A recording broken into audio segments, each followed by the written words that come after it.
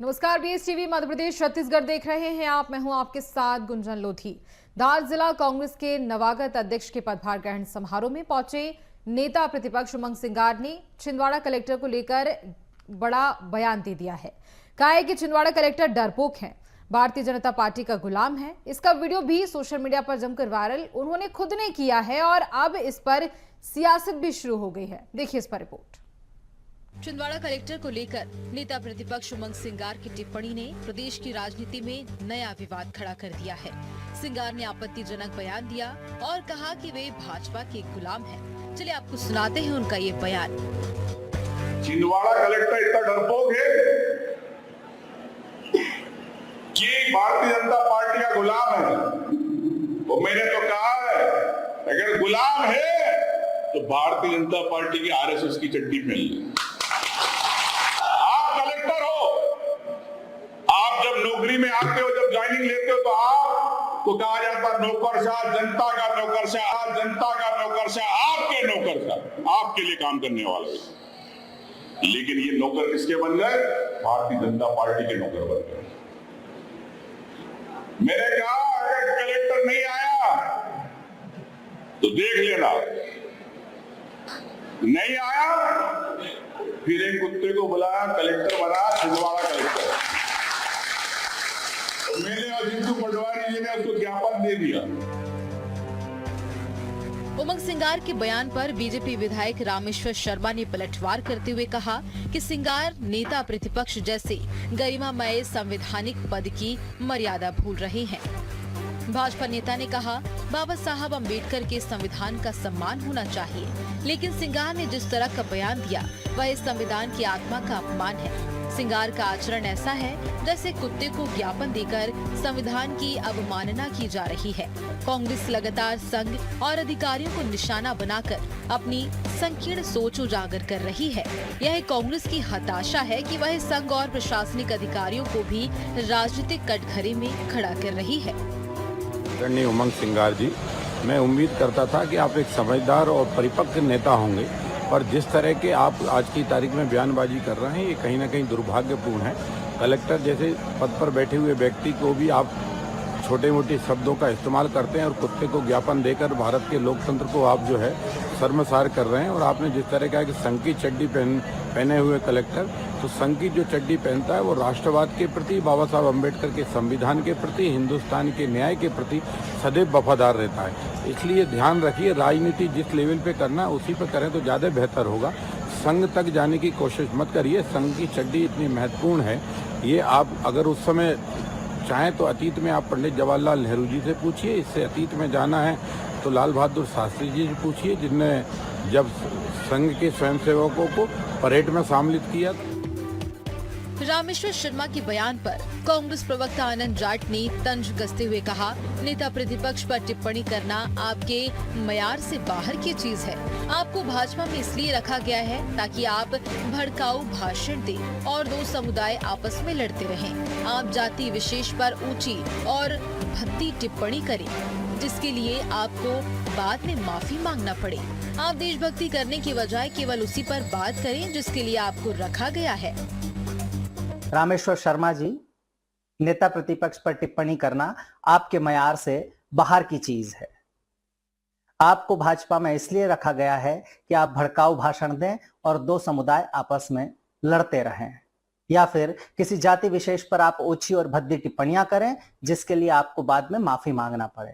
जहां तक संघ की बात है तो पूरा भारत जानता है कि कौन सा वो संगठन था जिस पर महात्मा गांधी की हत्या के आरोप लगे, जिस संगठन को सरदार पटेल ने प्रतिबंधित किया था। और वो संगठन कौन है जिसने 52 साल तक राष्ट्रीय ध्वज तिरंगे को अपने मुख्यालय पर नागपुर में नहीं फहराया। इसलिए बेहतर होगा कि देशभक्ति की बातें करने की बजाय आप जिसमें एक्सपर्ट हैं यानी कि हिंदू मुस्लिम ही करते रहें। अब ये मुद्दा छिंदवाड़ा की राजनीति तक सीमित न रहकर पूरे प्रदेश में गूंज रहा है और इस पर सियासत भी लगातार देखने को मिल रही है। भाजपा इसे कांग्रेस की बौखलाहट बता रही है, जबकि कांग्रेस कह रही है कि सरकार अवसरों का दुरुपयोग कर रही है। Bureau report, BSTV. और देखिए सियासत तो यहाँ देखने को मिल ही रही है, इसी पर हम चर्चा करेंगे। खास मेहमान हमारे साथ जुड़ गए हैं ब्रजेश पांडे भी, बीजेपी प्रवक्ता। सर आपका बहुत स्वागत है। साथ ही हमारे साथ प्रदेश कांग्रेस प्रवक्ता जुड़े हुए हैं डॉक्टर राम पांडे, आपका भी बहुत स्वागत करती हूँ। और देखिए सबसे पहला सवाल राम पांडे जी आपसे ही मेरा है कि इस तरह से विवादित बयान देना, किसी का गुलाम बता देना, क्या ये सही है?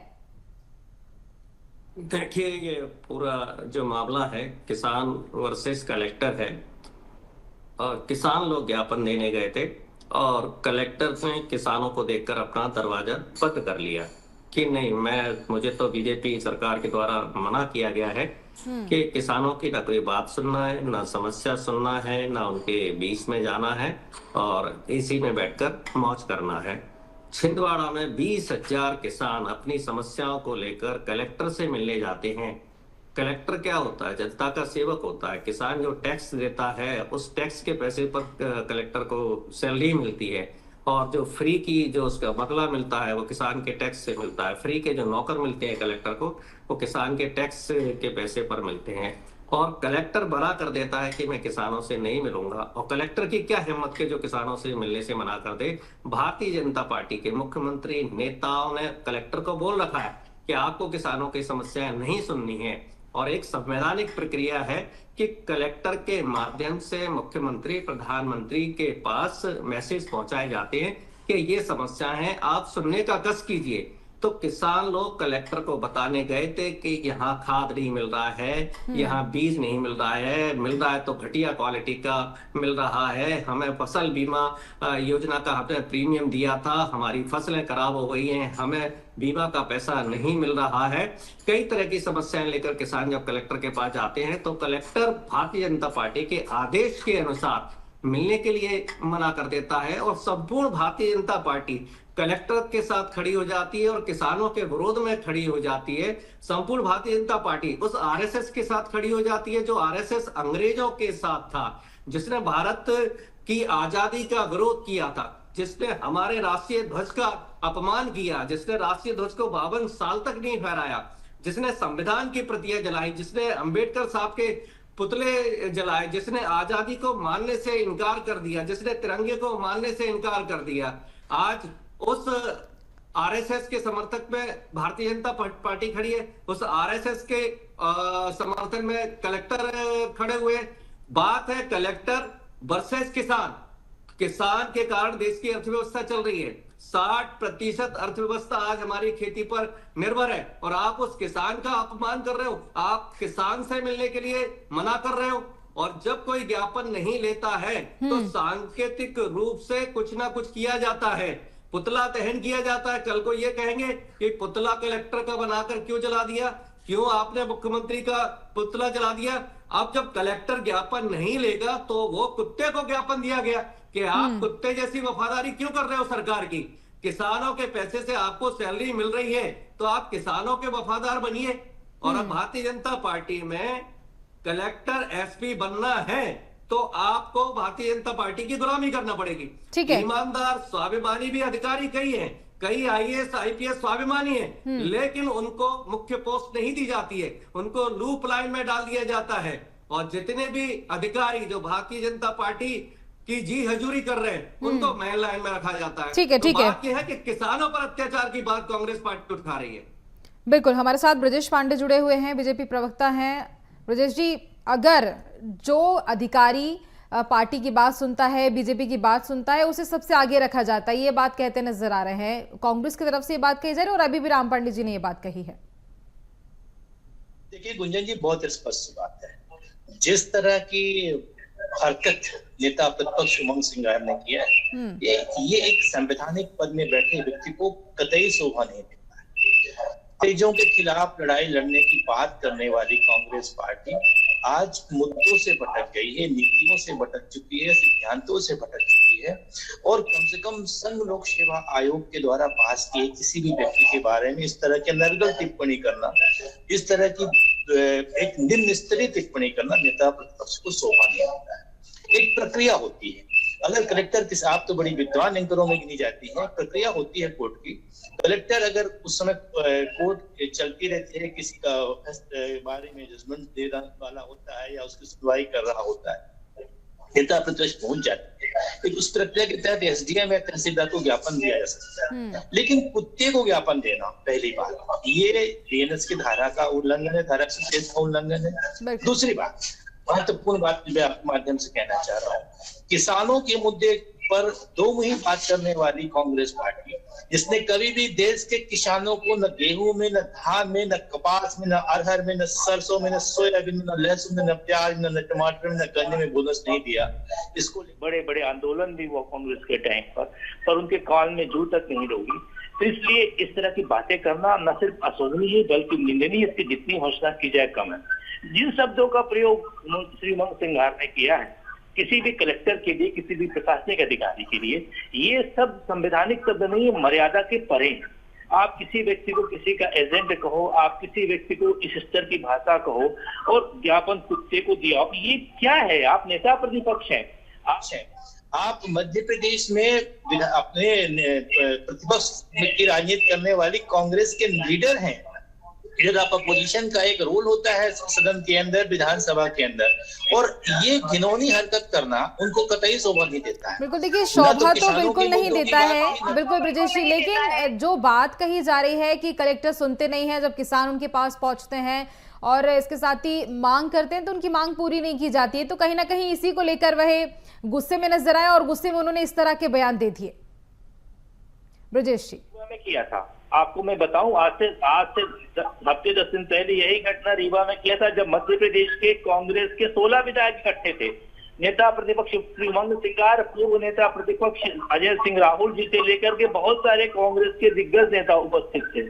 लेकिन इस तरह मैं आपसे कह रहा हूं कि इस तरह की घटना करना, इस तरह का वारदात करना, ये अपराध है, संज्ञेय अपराध है।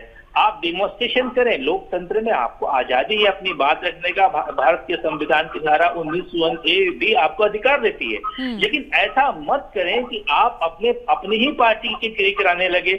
आप किसी व्यक्ति को, इतने बड़े प्रशासनिक अधिकारी को आप गुलाम कह रहे हो, उसको किसी पार्टी का एजेंट कह रहे हो आप उनके अनुवांशिक संगठन के कपड़े पहन लिए हैं, यहाँ तक कह रहे हैं आप, और उसके बाद एक तो चोरी, ऊपर से सीना चोरी, उसके बाद आप अपने ही सोशल मीडिया एक्ट में इस चीज को दे रहे हैं वाहवाही लूटने के लिए।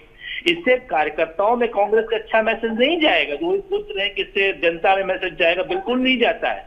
आप जनता के मुद्दे की लड़ाई लड़ें, लेकिन संविधान के अंदर, कानून के अंदर लड़ें, तब आपकी प्रतिभा का मूल्यांकन होगा। राष्ट्रपिता महात्मा गांधी ने देश के अंदर आजादी की लड़ाई लड़ी, सरदार वल्लभ भाई पटेल ने आजादी की लड़ाई लड़ी, लेकिन इस तरह की काम नहीं किया जो चीज कभी अशोभनीय हो। चाहे गांधी जी ने नमक तोड़ो आंदोलन किया हो, चाहे सत्याग्रह किया और सत्य के लिए आग्रह की लड़ाई लड़ी हो, चाहे वो उनकी दांडी यात्रा रही हो, हर यात्राएं अपने आप में अभूतपूर्व इसलिए कही जाती थी क्योंकि वो एक कानून के जानकार थे, बैरिस्टर थे, पढ़ करके आए थे, जानते थे हम अगर खुद ही कानून तोड़ेंगे तो हम जनता के बीच नजीर क्या प्रस्तुत करेंगे। तो नेता प्रतिपक्ष द्वारा इस तरह की गई बयानबाजी की न सिर्फ मैं निंदा करता हूं, बल्कि इसकी मैं कड़ी आलोचना करता हूं।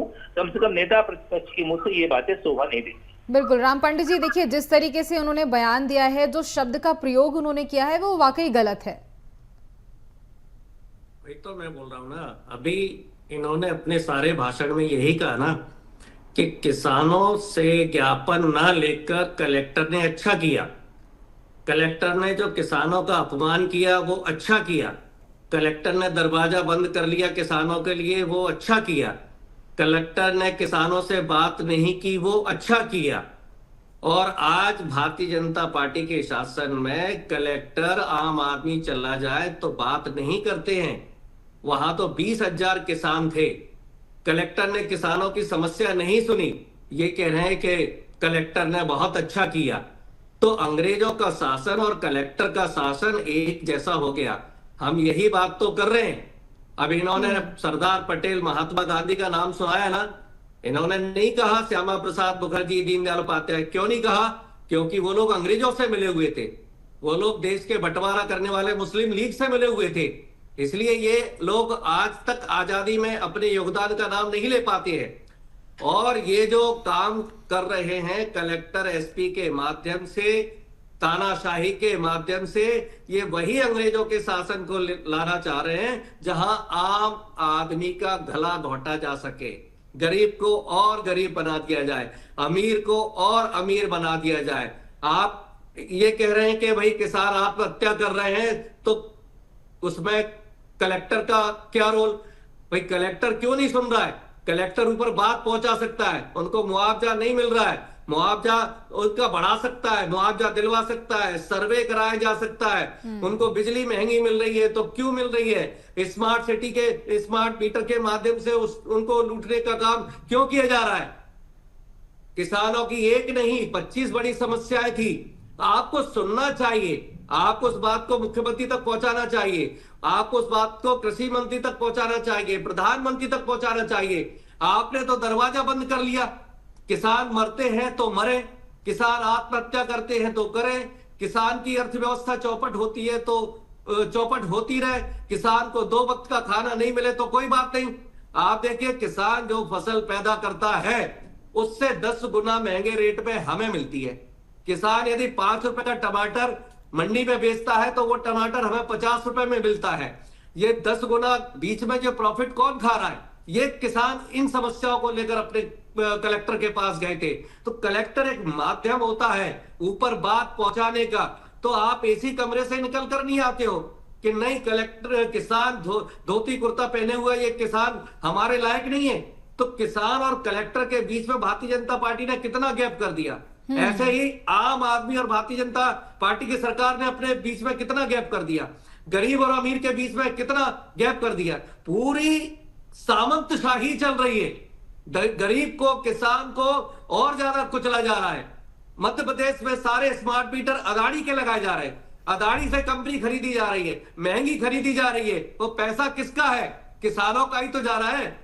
किसान को जो 5 हॉर्स पावर बिजली पर जो बिल आता था, अब उनके 4 गुना बिल आ रहे हैं अदानी को पेमेंट करने के लिए। तो आप अदानी का भला करोगे, आप कलेक्टर का भला करोगे, आप वीआईपी का भला करोगे, आम आदमी को कुचलोगे, किसानों को कुचलोगे। ठीक है, मैं भी कई बार ज्ञापन देने के लिए जाता हूं, कलेक्टर लोग आजकल ज्ञापन लेने के लिए बाहर ही नहीं निकलते हैं। इतनी बड़ी इन्होंने सामंतशाही मचा रखी है, पूरी तरह से जनता को कुचला जा रहा है। ये अपने आप को राजा और जनता को प्रजा समझने लगे हैं, जबकि 1947 से देश में लोकतंत्र आ गया है। अब ये संविधान, लोकतंत्र, इन बातों इनकी चर्चा करते हैं, ये कुचलने का काम कर रहे हैं, हर तरीके से संविधान को खत्म कर रहे हैं, ब्रजेश जी, हर तरीके से ये गला घोट रहे हैं। ठीक है, जवाब लेते हैं। ब्रजेश जी, जनता को कुचलने का काम किया जा रहा है, कलेक्टर सुनते नहीं है, जवाब दीजिए। देखिए गुंजन जी, कांग्रेस की ओर से मेरे काबिल मित्र जो अभियोजन पक्ष की ओर से पैरवी कर रहे हैं, उनकी दलील पूरी तरह से अतार्किक है, झूठी है, मनगढ़ंत एवं कूट रचित है।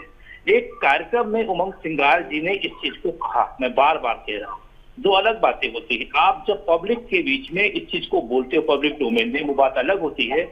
आप डिमोन्स्ट्रेशन के बाद जब ज्ञापन देने जाते हैं तो ये बातें अलग होती है। ये जो था उन्होंने कार्यक्रम में इस चीज को कहा, और रहा सवाल किसानों को मुद्दों का रूप देना जो कांग्रेस दे रही है, पूरी तरह से अतार्किक बातें हैं।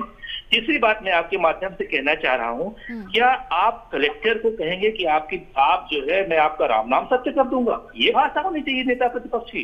क्या आप कलेक्टर को कहेंगे कि आप जो है किसी उस संगठन से जुड़े हैं और उसको आप इस तरह की अमर्यादित भाषा बोलेंगे? आप कहेंगे आप मानसिक दिवालियेपन की कगार में पहुंच गए, ये कलेक्टर को बोलेंगे?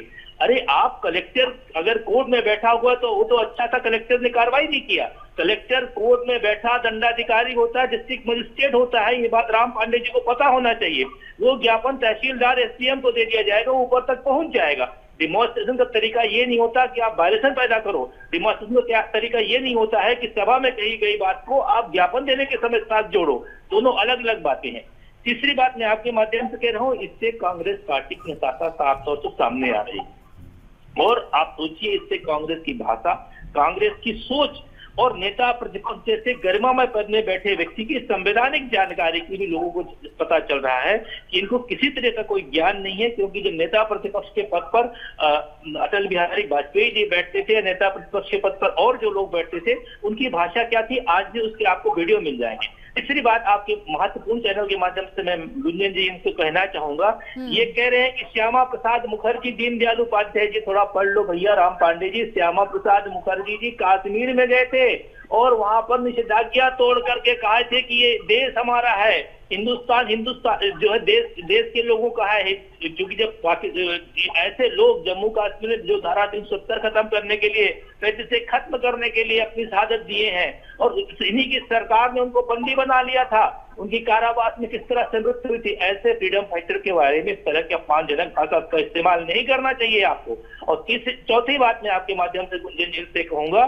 कि किसी भी तरह से किसी भी प्रशासनिक अधिकारी के साथ बदतमीजी करना, और आप सरकार के खिलाफ बोलिए ना, कौन रोका है आपको अगर आप प्रतिपक्ष में है तो, लेकिन अधिकारी के साथ बदसलूकी करना, उसके साथ किसी घटना को अंजाम देना, उसको उकसाना, ये सब बीएनएस की धाराओं के तहत होंगे। देखिए ब्रजेश जी, ठीक है, मान लिया उन्होंने गलत बोला, वाकई इन्होंने इसका अनुपालन नहीं किया है, इनके खिलाफ दंडात्मक कार्रवाई करना चाहिए। तो कलेक्टर छिंदवाड़ा की बहुत बड़ी सजा सहता है, उन्होंने कोई कार्रवाई नहीं किया क्योंकि उस समय वो कोर्ट में फैसला सुना रहे थे।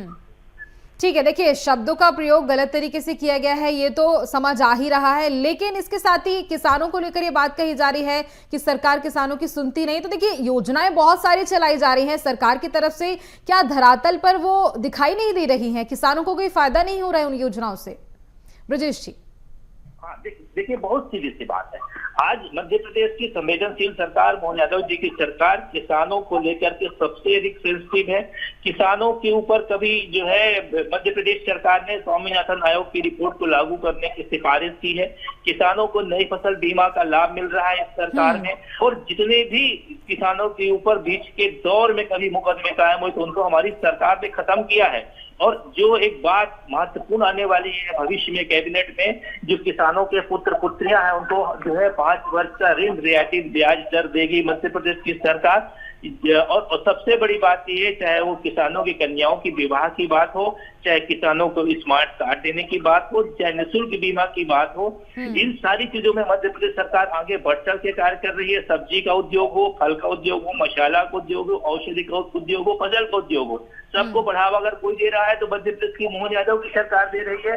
पाली हाउस का आकार बड़ा किया है हमने हर जगह, उद्यानिकी के उत्पाद को बढ़ाया है हमने, और जितनी भी चीजें किसानों से जुड़ी थी, चाहे कोऑपरेटिव सेक्टर की बात हो, यहाँ तक कि मध्य प्रदेश के अंदर जितनी सहकारी समितियां थी उनको हमने सहकारी बैंकों से समन्वित किया है, और बैंकिंग सिस्टम लागू किया है। वो जिले में भी किया है, ब्लॉक में भी किया है, पंचायत स्तर पे भी किया है। उन सब में एटीएम व्यवस्था करी है। ये मध्य प्रदेश की मोहन यादव की सरकार कर रही है। आपको मध्य प्रदेश की मोहन यादव की सरकार की उत्तरोत्तर संबंध से पेट में जलन हो रही, तो इसके लिए हम क्या कर सकते हैं? सरकार तो इसी द्रुत गति के साथ उच्चतर दिशा की ओर मोहन यादव जी की सरकार बढ़ेगी। मैं आपसे इतना ही प्रॉमिस करता हूं। ठीक है राम पांडे जी, बहुत सारी योजनाएं चलाई जा रही हैं किसानों के लिए, काफी फायदे भी हो रहे हैं, लेकिन अगर उसके बावजूद भी किसान परेशान हो रहे हैं ऐसा कहा जा रहा है, और इसीलिए कलेक्टर को ज्ञापन सौंपा गया। देखिए जब योजनाएं चलाई जा रही है, फायदे हो रहे हैं, तो फिर कहाँ किसान परेशान है?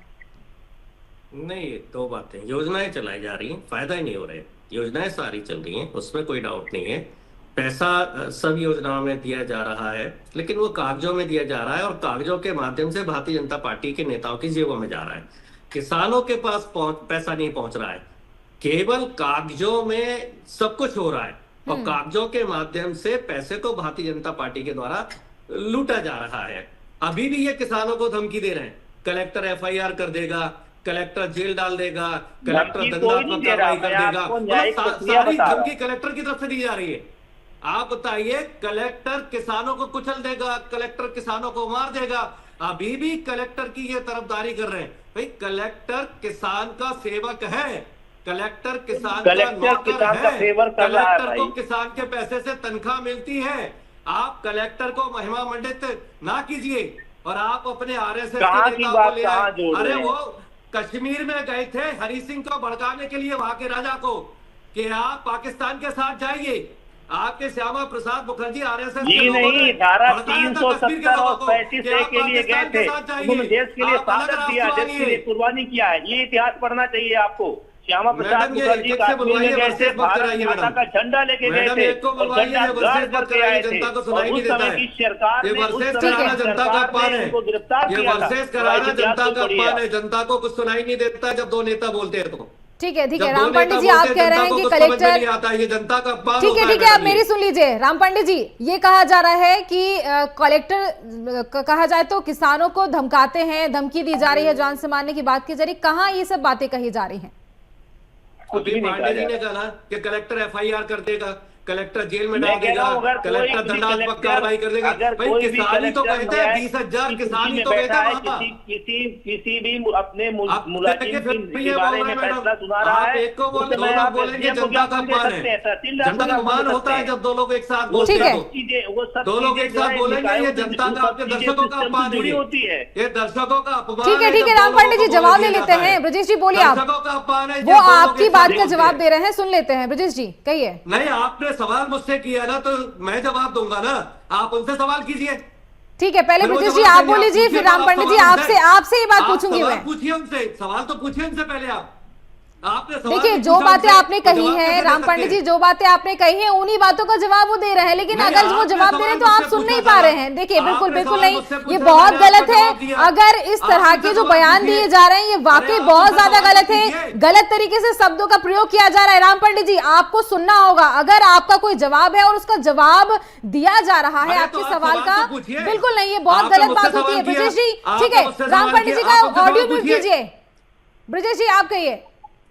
देखिए मैम जी, आपने बहुत सार्थक और सटीक बात की है। अगर किसी भी कलेक्टर के पास आप ज्ञापन देने जाएंगे तो उसका एक शांतिपूर्ण तरीका होता है, हिंसात्मक तरीका होता है, उस तरीके से आपको उनके साथ पेश आना चाहिए। और उस समय जब कलेक्टर न्याय कर रहा है, किसी भी फरियादी के ऊपर न्याय कर रहा हो, वो कह रहे मैं कलेक्टर से अभी मिलूंगा, अब उसका कोर्ट का टाइम है, एसडीएम उपलब्ध है, तहसीलदार उपलब्ध है, उसको भी आप ज्ञापन दे देंगे, ज्ञापन तो ऊपर तक पहुंच भी जाएगा गवर्नर साहब तक, जो प्रक्रिया होती है कानून की, चूंकि मैं वकील इसलिए बता रहा हूँ। दूसरी बात मैं जो राम पांडे जी को बताना चाह रहा हूँ, थोड़ा इतिहास को अच्छे से अध्ययन करें। डॉक्टर श्यामा प्रसाद मुखर्जी जी देश के अंदर देश की एक संप्रभुता के लिए, एकता अखंडता के लिए कश्मीर गए थे कि जम्मू कश्मीर भारत का अंग था, भारत का अंग है, भारत का अंग रहेगा। और तत्कालीन सरकार ने देश का झंडा लेके गए थे, उनको गिरफ्तार कर लिया। बाद में उनकी जेल में संदिग्ध परिस्थितियों में मैं देश के लिए कुर्बान हुए, देश के लिए शहादत दिया, इस तथ्य को भी समझना पड़ेगा इनको। और तीसरी बात ये जो बार बार कह रहे हैं किसानों के लिए इतनी संवेदनशीलता से मध्य प्रदेश की सरकार, मोहन यादव की सरकार काम कर रही है। कांग्रेस को समझना चाहिए ये दिग्विजय सिंह का कार्यकाल नहीं है, कमलनाथ जी का कार्यकाल नहीं है। बिल्कुल जैसे देखिए जो योजनाएं चलाई जा रही है सरकार की ओर से, एक किसान की समस्या को सुना जाता है जनता के माध्यम से। हर मंत्री, कृषि मंत्री को पूरे टाइम उपलब्ध रहते हैं और किसानों के साथ कोई भी बात होती है। ठीक है, मुझे लगता है राम पंडित जी आपको जवाब मिल गया होगा। देखिए समय की कमी है, लेकिन उसके बावजूद भी 10 सेकंड आपको दिए जा रहे हैं। जो भी आप अभी कहना चाह रहे थे फटाक से कह दीजिए, जल्दी से कह दीजिए। ठीक है राम पंडित जी, आप तक शायद आवाज नहीं पहुंच पा रही है। देखिए इस पूरे मामले को लेकर अगर बात कही जाए तो जो शब्दों का प्रयोग किया गया ये वाकई बहुत ज्यादा गलत है। किसी बड़ी पार्टी का नाम इस बीच लिया जा रहा है और देखिए इसी पूरे मामले को लेकर अब देखना होगा क्या कुछ होता है। खैर आप दोनों मेहमानों का बहुत धन्यवाद चर्चा के लिए। और देखिए जिस तरह से जो बात कही जा रही है, कांग्रेस के बड़े नेता ने जो शब्दों का प्रयोग किया ये वाकई बहुत गलत है। इस तरह का प्रयोग करना कहीं हिंसात्मक चीजों को बढ़ावा देने योग्य है। खैर इसी के साथ मुझे दीजिए इजाजत, बने रहिए ABS टीवी पर। नमस्कार।